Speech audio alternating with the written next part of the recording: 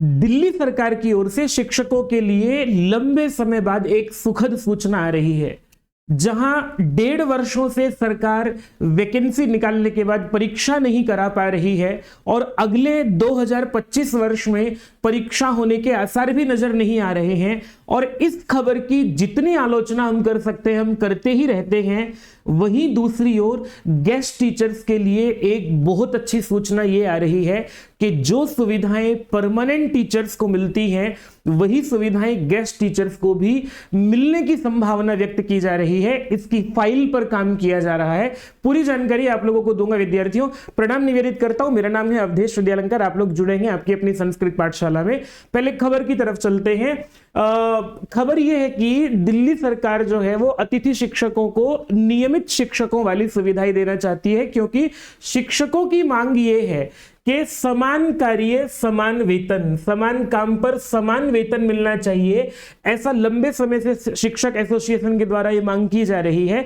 जब जो कार्य परमानेंट टीचर करते हैं वही कार्य जब गेस्ट टीचर्स को भी करना होता है तो उनकी सैलरी कम है परंतु सुविधाएं तो उनको मिल जाएं, और ये बात बहुत जायज लगती है।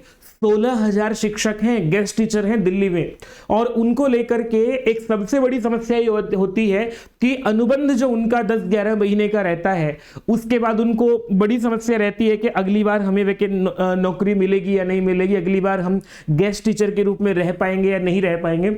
हालांकि रिवाइज हो जाता है लेकिन एक आशंका और एक डर बना रहता है। दूसरी बात, स्वास्थ्य सुविधा नहीं मिलती है। परमानेंट टीचर्स को मेडिकल के लिए जो है वो कुछ पैसे कटते हैं लेकिन उसकी 1.5 लाख रुपए तक की सुविधा मिलती है, वो नहीं मिलती है, वो भी मिलने की संभावना है।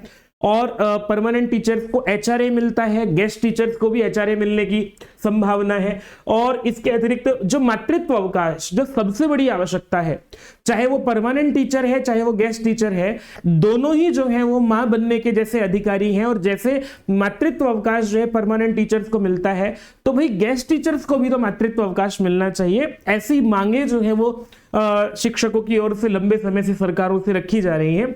पर ये महिला नेतृत्व वाली एक सरकार जो है अगर ऐसे अच्छे निर्णय लेगी तो उसके लिए मैं तो सराहना करूंगा विद्यार्थियों। और ये जल्दी हो जाए, बस इतना चाहता हूं मैं भी, और आप लोगों की भी इच्छा होगी कि ये हो जाए, जल्दी हो जाए। फिलहाल मामला ये है कि सूत्रों के मुताबिक इसको लेकर के शिक्षा मंत्री के पास फाइल भेजी गई थी, लेकिन कुछ सुधार करने के लिए फाइल को वापस भेजा गया है। ऐसा माना जा रहा है कि सरकार जल्द अतिथि शिक्षकों को लेकर के बड़ा ये फैसला ले सकती है। तो सुखद सूचना पर आप लोगों के क्या विचार हैं? आप में से कितने ऐसे लोग हैं जो कहीं अलग अलग स्थानों पर अतिथि शिक्षक के रूप में कार्य कर रहे हैं? क्यों ऐसा एक मिसाल जो है दिल्ली सरकार नहीं पेश कर सकती? दिल्ली सरकार जो डबल इंजन की सरकार हो गई है, अब इंजन ही इंजन हो गए हैं, सारे इंजन जो है वो दिल्ली में ही हो गए हैं अब। तो भाई दिल्ली सरकार अगर एक मिसाल पेश करे तो पूरे भारत में जो है वो ऐसी व्यवस्थाएं लागू हो जाएं। अरे भाई, जब परमानेंट टीचर चलो जब बने, पर जब तक गेस्ट टीचर हैं जब वो उतना ही पढ़ाते हैं, उसी मन से पढ़ाते हैं। शिक्षक शिक्षक होता है, क्या गेस्ट टीचर और क्या परमानेंट टीचर, उनको वही सुविधा मिलनी चाहिए। वेतन को लेकर के जो प्रक्रिया है वो एक अलग पक्ष है, लेकिन सुविधाएं कम से कम उनको मिल ही जानी चाहिए। तो ऐसी आप लोगों को जो है वो सुन करके मैं तो बहुत गदगद हूं, मैं बहुत हर्षित हूं, क्योंकि शिक्षकों के लिए जहां कहीं कार्य किया जाता है। और लगे हाथ अपनी बात ये भी पहुंचा देना चाहता हूं सरकार के पास कि 1.5 वर्ष पहले एक वैकेंसी निकली थी आप सरकार के द्वारा, ठीक है, आपके द्वारा नहीं, आपके द्वारा निकली थी। जो आप अब भूतकाल हो गया है उसके द्वारा निकली थी। तो वर्तमान आप जो है इस पर अगर कुछ कर सकते हैं तो कीजिए। विद्यार्थी बड़े परेशान हैं कि उनको परीक्षा हो जाए और उनको भी जो है वो 70-80 हजार रुपए उनके अकाउंट में आने लगे। तो कुछ कृपा कीजिए देवी जी, आपसे भी निवेदन है, और जो शिक्षा मंत्री के रूप में जो देवता जी हैं आपसे भी निवेदन है। विद्यार्थियों, आपकी टिप्पणी चाहता हूं, चैनल को सब्सक्राइब करेंगे तो आप लोगों तक महत्वपूर्ण सूचनाएं पहुंचती रहेंगी। प्रणाम निवेदित करता हूं। एक टेलीग्राम चैनल है, उसको ज्वाइन कर लेंगे तो आप तक ऑथेंटिक सूचनाएं भी पहुंचेंगी।